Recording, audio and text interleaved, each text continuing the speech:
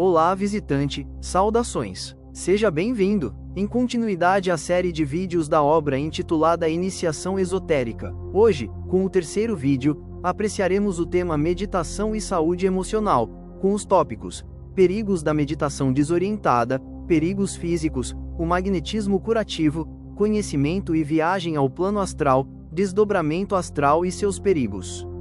Visite a playlist Iniciação Esotérica, Fundamentos, que contém assuntos muito interessantes. Confira.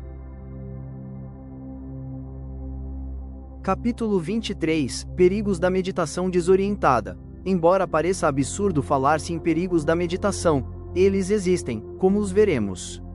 Muitas são as escolas no Ocidente onde se ministram práticas para a meditação, sem que os interessados tenham adquirido o mínimo conhecimento das leis que regem o seu desenvolvimento. Basta que se envie a essas escolas certa quantia em dinheiro, e prontamente elas fornecem fórmulas para serem respondidas, após o que, vêm as instruções, iguais para todos, sem que o instrutor conheça sequer o estudante, e muito menos o seu karma físico, emocional e mental. Certamente que para umas pessoas se mostrarão prejudiciais certos ensinamentos que provaram úteis para outros. Quem estuda as leis ocultas da natureza, sabe discernir entre o que lhe é útil ou não, e pode suspender o exercício, pois intelectualmente percebe o que é inadequado ao seu caso. Mas o leigo, que jamais leu um livro de ocultismo, continuará a praticá-lo e poderá sofrer graves consequências. Quando uma pessoa está fisicamente doente, não deve forçar a mente à prática da meditação. Um esforço mental intenso poderá alterar-lhe ainda mais a saúde física. Em estado de convalescença ou de moléstia aguda, o doente deve receber auxílio de outros, evitando forçar a mente na sua própria cura, a não ser em casos crônicos, em que a moléstia se cristalizou. Neste caso, a ação mental do doente pode beneficiá-lo e, mesmo assim, deve ser instruído por alguém que conheça melhor o assunto.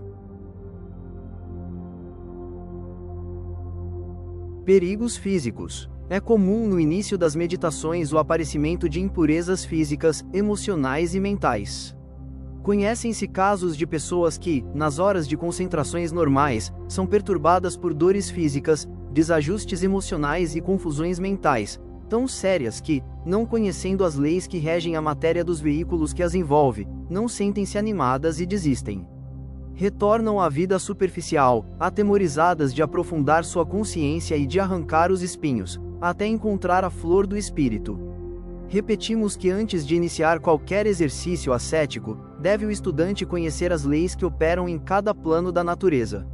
O conhecimento destas leis, inclusive o da reencarnação e do karma, é necessário ao êxito da meditação. Ao passo que o seu desconhecimento pode expor o indivíduo a vários riscos, prejudiciais à sua saúde física, psíquica e mental, se não até à sua evolução.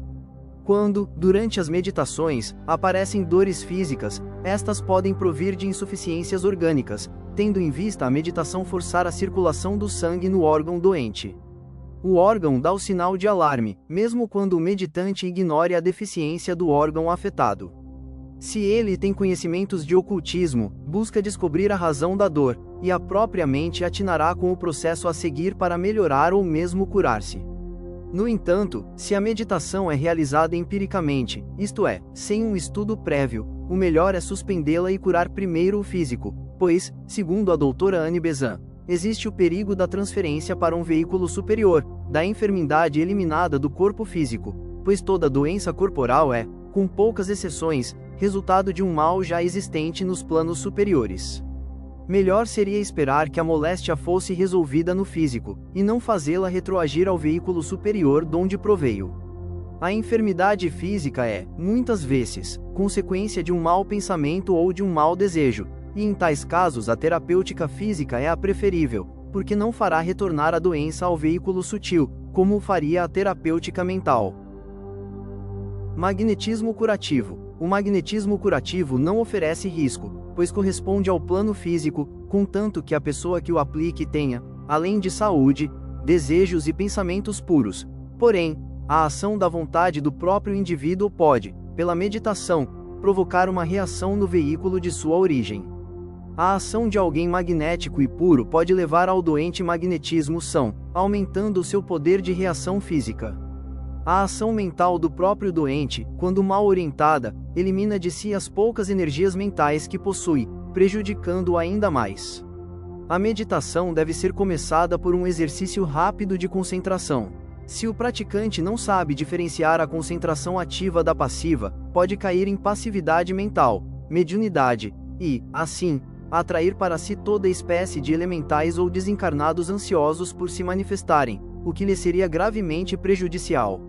Algumas vezes as dores físicas provêm da atuação indevida de entidades desencarnadas, ainda magneticamente ligadas ao mundo físico, as quais se aproveitam desta passividade, espécie de inércia mental, para descarregar sobre sua vítima o seu magnetismo material. Isto não deixa de ser um ato caridoso, mas, se a vítima ignora o que está se passando, e não sabe eliminar de si o mal que a atacou, prende junto a si a entidade, com prejuízo de ambas. Mas, se isto acontecer a um conhecedor das leis ocultas da natureza, ele poderá ajudar o desencarnado, e aprenderá praticamente uma lição, qual seja, a de se concentrar de maneira ativa e positiva.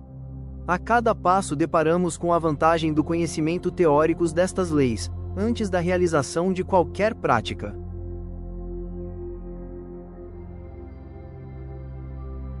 Conhecimento do plano astral. O ocultismo é ciência transcendental, e, como tal, não poderá ser aplicado sem que se tenha consciência do que se está fazendo.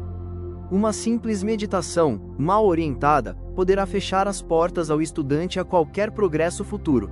Por isso nunca é demasiado advertir aos incautos dos prejuízos oriundos de práticas realizadas inconscientemente, sem conhecimento prévio e com o simples anseio de alcançar iniciações. A natureza de qualquer dos planos é perfeita e sábia. Mas, se não formos sensatos, nas flores que ali colhermos poderemos encontrar serpentes enroscadas em suas hastes, sempre prontas para dar o bote. Nunca é demais frisar que, antes de entrar em qualquer desses planos, por mais sutil que seja, ali mesmo, onde há luz, existe também o perigo de se queimar na própria luz. Podemos apreciar com os olhos uma bela chama, mas se fixarmos nela o olhar ou a tocarmos, seremos queimados. O mesmo pode acontecer em qualquer dos mundos onde nos encontremos. Se neles penetrarmos sem a devida preparação, seremos ofuscados pela chama ardente da luz divina, e colheremos dor em vez da paz tão almejada.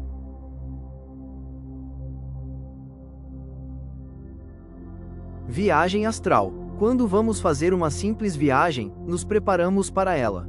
Cuidamos então de conhecer a cidade ou o país a ser visitado, estudamos a sua língua, e ainda procuramos um guia para nos indicar o rumo certo, evitando, assim, os perigos e perdas de tempo. Como seria possível admitir um fácil acesso e domínio de mundos diferentes do nosso, onde há uma enorme mobilidade de matéria e uma transmutação constante de plano para plano, e onde as dimensões diferem e são tão diversas as possibilidades de atuação das entidades ligadas ao mundo físico? Somos ali uns estranhos, ainda ligados ao mundo físico, cujo magnetismo é muito mais pesado.